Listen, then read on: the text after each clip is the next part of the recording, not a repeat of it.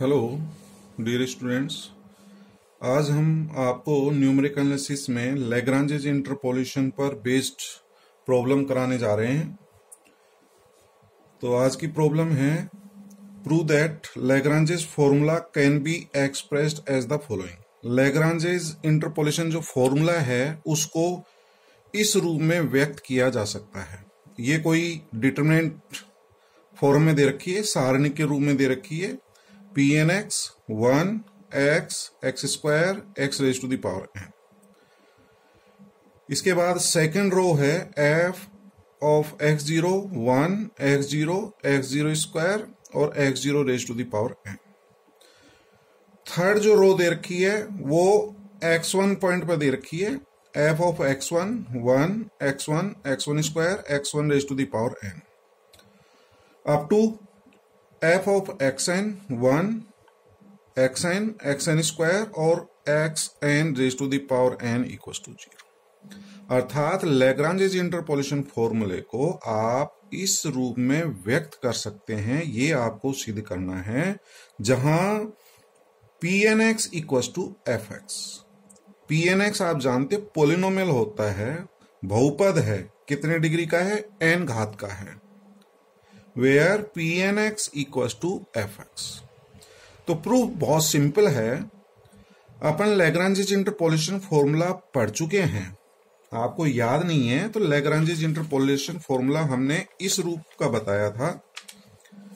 यदि x के मान x0 x1 x2 up to xn हो और इसके संगत fx के मान fx0 fx1 fx2 up to fxn हो तो लैग्रांजेज इंटरपोलेशन फॉर्मूला क्या होता है, fx equals to x minus x1 x minus x2 up to x minus xn upon x के स्थान पर x0 रखा है इंटू fx0। तो ये तो हमारा कांस्टेंट है, ये भी कांस्टेंट है और ये हमारा कोई बहुपद है। कितने घात का बहुपद है, ये n घात का बहुपद है। आप जब इसको मल्टीप्लाई करेंगे x into x into x into x, कितने बार हैं ये, n बार है, n पद हैं, ये पहला पद है, ये दूसरा पद है, ये nवां पद है, तो x की पावर n आएगा। तो ये n घात का बहुपद है।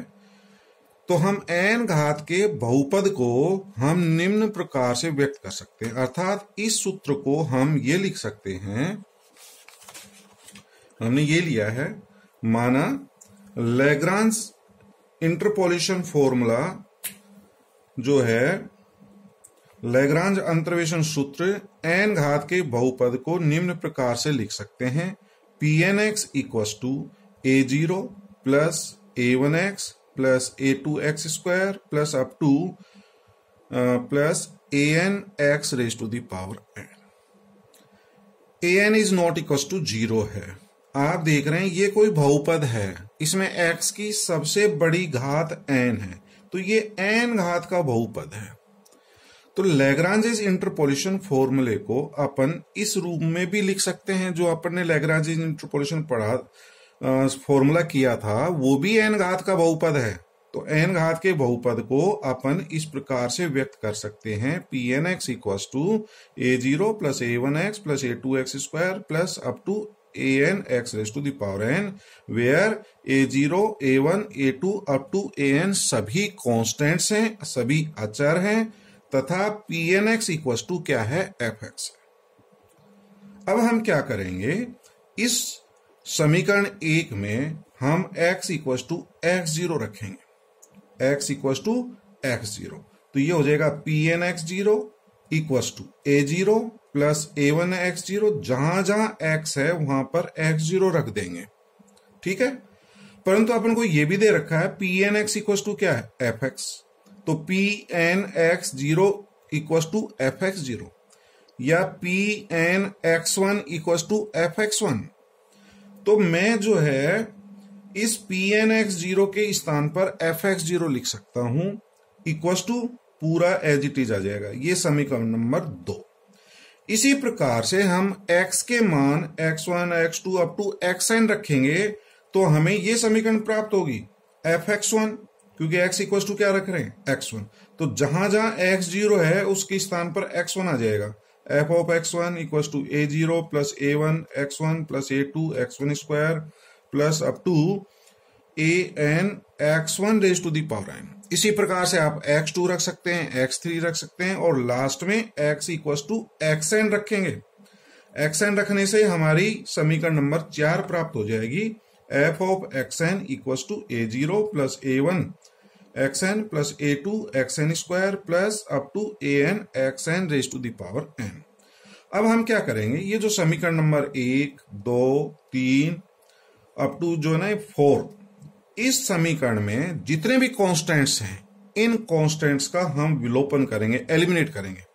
तो eliminating a0, a1, a2 up to an from equation first, second, third and fourth.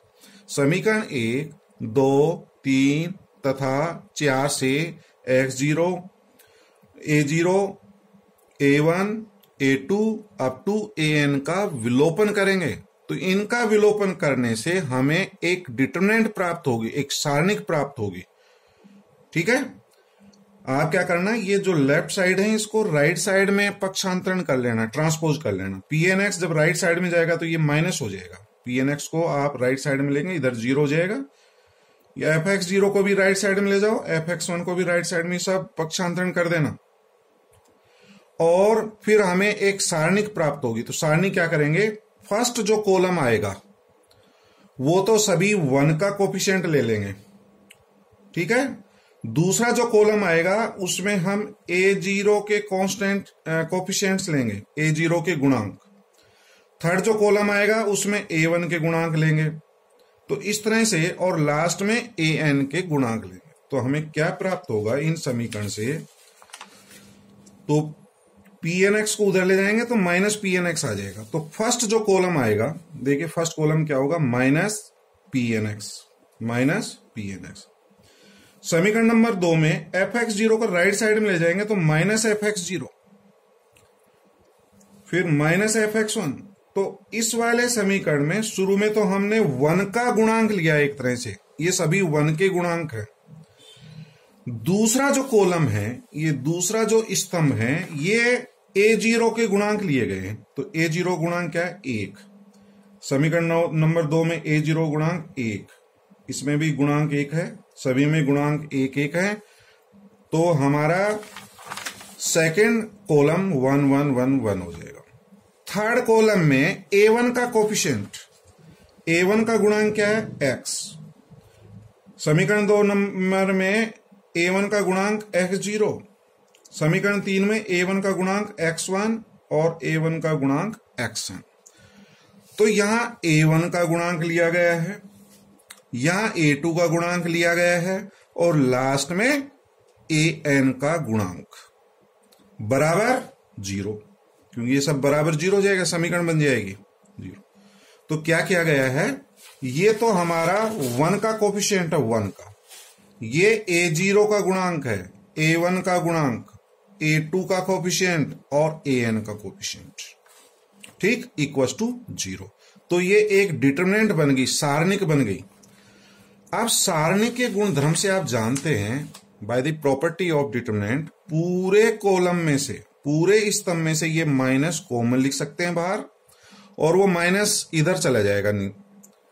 तो आप जो है ना माइनस कॉमन लेकर के हटा दें तो आपका ये सारणिक प्राप्त हो जाएगी। और यही हमको सिद्ध करना था।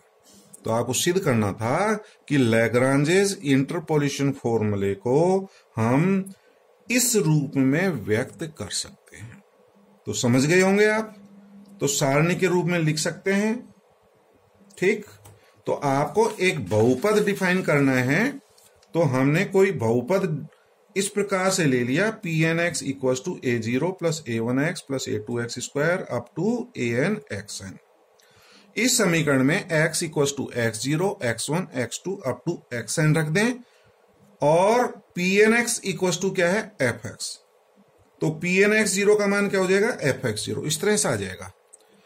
पहला फिर स्तंभ 1 का कोफिशिएंट, दूसरा कॉलम a0 का कोफिशिएंट, तीसरा a1 का कोफिशिएंट, और लास्ट में an के गुणांक लेकर के हम एक सारणिक सिद्ध कर देंगे तो हमारा ये रिजल्ट सिद्ध हो जाएगा। एक प्रॉब्लम और देखिए, एक प्रॉब्लम और लेते हैं इस तरह की। हमें एक फ्रीक्वेंसी कर्व दे रखा है, बारंबारता वक्र दे रखा है y बराबर fx। इस बारंबारता वक्र का फ्रीक्वेंसी कर्व का बहुलक जो है x बराबर 9 के बहुत नजदीक है। बहुलक मोड, इसका जो मोड है x इक्वल्स टू 9 के बहुत ही समीप है, उसी का मान ज्ञात करना है क्या होगा। और हमें x के मान 8.9, 9, 9.3 दे रखे हैं और इनके कोरस्पोंडिंग fx के मान, बारंबारता घनत्व फ्रीक्वेंसी डेंसिटी दे रखी है, fx का मान दे रखा है 0.30, ये 0.35 और 0.25। तो x के मान दे रखे हैं, उसके संगत fx के मान दे रखे हैं। तो आपको मोड का मान निकालना है, मोड का एप्रोक्सीमेट वैल्यू निकालनी है, बहुलक का सन्निकटन मान ज्ञात करना है। एप्रोक्सीमेट मान क्या होगा? देखो स्टूडेंट्स, सबसे पहले तो आपको यह पता होना चाहिए बहुलक होता क्या है, मोड क्या होता है। तो मोड जो होता है वो होती है मैक्सिमम फ्रीक्वेंसी। क्या होती है? मैक्सिमम फ्रीक्वेंसी, अधिकतम बारंबारता होती है। तो यहां पर हमें fx का अधिकतम मान ज्ञात करना है। मोड ज्ञात करने का मतलब fx का मैक्सिमम मान ज्ञात करना है। क्वेश्चन को समझिए आप, बहुलक का मान ज्ञात करना है तो बहुलक के लिए आप fx का अधिकतम मान ज्ञात करेंगे, मैक्सिमम वैल्यू ऑफ fx। और मैक्सिमा और मिनिमा, अधिकतम और न्यूनतम मान ज्ञात करना, उच्चिष्ट और निम्निष्ट मान ज्ञात करना आप जानते हो। कैसे ज्ञात करते हैं? मैक्सिमम और मिनिमम मान के लिए f डैश x का मान 0 होना चाहिए और फिर f डबल डैश x का मान ज्ञात करेंगे पॉइंट्स पर। यदि लेस देन 0 है तो मैक्सिमम और पॉजिटिव मान है ग्रेटर देन 0 है तो मिनिमम मान होगा। तो fx का मान ज्ञात करेंगे, बहुपद ज्ञात करेंगे सबसे पहले। तो देखिए x का मान अपन को पता है, fx का मान पता है, लैग्रांज इंटरपोलेशन फॉर्मूला लगाएंगे, क्या आएगा? x minus 9, x minus 9.3 upon x के स्थान पर 8.9 रख दें इंटू 0.30। दूसरा मान x minus 8.9, x minus 9.3 upon 9 रख देंगे x के स्थान पर, जो x है वहां 9 रख दें इंटू 0.35। ऐसे ये निकाल लें। अब इसको आपको हल करना है, इसको सॉल्व करना है। तो हमें fx ज्ञात हो जाएगा, यानी कि बहुपद का मान ज्ञात हो जाएगा। इसको जब आप गुणा करेंगे और ये वैल्यू सोल्व करेंगे तो हमें ये मान प्राप्त होगा। मैंने आपके लिए जो है पूरा सोल्व करके बताया है। ये मान जैसे 8.9 माइनस 9, ये माइनस 0.1 आ गया, ये आपको हल कर दिया है। इसको पूरा सोल्व कर लें, ये प्राप्त हो जाएगा। इसके बाद में इनको यदि सोल्व करेंगे, ये पॉइंट तो कैंसिल हो जाएगा, ऊपर 30/4 यानी कि 15/2 और ये माइनस माइनस प्लस हो जाएगा, x minus 9 into x minus 9.3। इस तरह से पूरा हल कर लेंगे आप। इसके पश्चात इसको जो है मल्टीप्लाई करना है। आप देख रहे हैं एलसीएम कितना आएगा? 2, 3 और 12 का लघुत्तम ले लिया 12 में 2 का भाग देंगे तो 6 आएगा। 6 को 15 से मल्टीप्लाई करेंगे 90 इंटू ये गुणा कर दिया गया है यहां पर x into x square minus 18.3x और फिर प्लस 9 को 9.3 से मल्टीप्लाई करेंगे तो 83.7। तो इसको आप सॉल्व कर लेंगे। हल करने के बाद में हमारा ये स्टेप प्राप्त हो जाएगा, fx equal to 1/12 minus 25x square plus 453.5x minus 2052.3। तो ये fx का मान ज्ञात हो गया, अर्थात हमें एक बहुपद प्राप्त हो गया और यही बारंबारता घनत्व के वक्र को प्रदर्शित करता है। fx जो है यही हमारा फ्रीक्वेंसी डेंसिटी को प्रदर्शित करता है। fx का मान आ गया। अब स्टूडेंट्स आपको क्या ज्ञात करना है? मोड ज्ञात करना है। मोड क्या होता है? मैक्सिमम फ्रीक्वेंसी होता है। मैक्सिमम फ्रीक्वेंसी के लिए fx का अधिकतम और न्यूनतम मान ज्ञात करना है। समझ गए? मोड के लिए fx का अधिकतम और न्यूनतम मान ज्ञात करने के लिए f डैश x बराबर 0 करेंगे। इसका फर्स्ट डेरिवेटिव का जो आएगा मान उसको बराबर 0। इससे आपको पॉइंट ज्ञात हो जाएंगे, बिंदु, मतलब x के किस मान के लिए f डैश x का मान 0 होगा। फिर उस बिंदु पर आप f डबल डैश x का मान निकालेंगे। समझ गए? f डबल डैश x का मान निकालेंगे। यदि उस बिंदु पर f डबल डैश x का मान नेगेटिव आ गया, यानी कि लेस देन 0 आ गया, तब तो मैक्सिमम होगा, और पॉजिटिव आता है तो मिनिमम मान होता है। देखते हैं, f dash x equal to 0, इसको डिफ्रेंशिएट करना, differentiate with respect to x, f dash x equal to, इसका करेंगे तो ये होगा, देखो 50x, तो 12 से जब डिवाइड करेंगे तो 25/6x, इसका 1 हो जाएगा, तो 453.5 अपॉन 12, और ये कांस्टेंट है, इसका डिफरेंशिएशन 0। तो f डैश x बराबर 0 है, तो इसको बराबर 0 कर दिया गया है। इसको हल किया गया है, x का मान 9.07 आ गया, तो ये बिंदु प्राप्त हो गया। अब इस बिंदु पर देखते हैं कि अधिकतम मान आएगा या न्यूनतम। f डबल डैश, तो फर्स्ट डेरिवेटिव अपन निकाल चुके हैं, ये वाला पहला अवकलज ये है fx का, प्रथम अवकलज सेकंड और निकाल लेते हैं, f डबल डैश x, तो x का अवकलन 1, तो -25/6।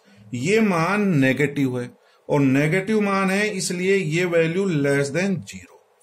तो आप देख रहे हैं f डबल डैश x का मान लेस देन 0 प्राप्त हो रहा है, इसलिए आपका मान मैक्सिमम होगा या मिनिमम होगा? तो fx का मान अधिकतम प्राप्त होगा, क्योंकि ये मान नेगेटिव आ गया। किसके लिए? x बराबर 9.07 के लिए। तो यही हमारा मैक्सिमम मान प्राप्त हो रहा है x बराबर 9.07 पर। यही बहुलक होगा, यही मोड होगा। तो मोड का मान x इक्वल टू 9.07 पर प्राप्त होता है। This value is very nearer to 9, यह मान 9 के समीप है। तो यही आपको सिद्ध करना था। ठीक है, थैंक यू।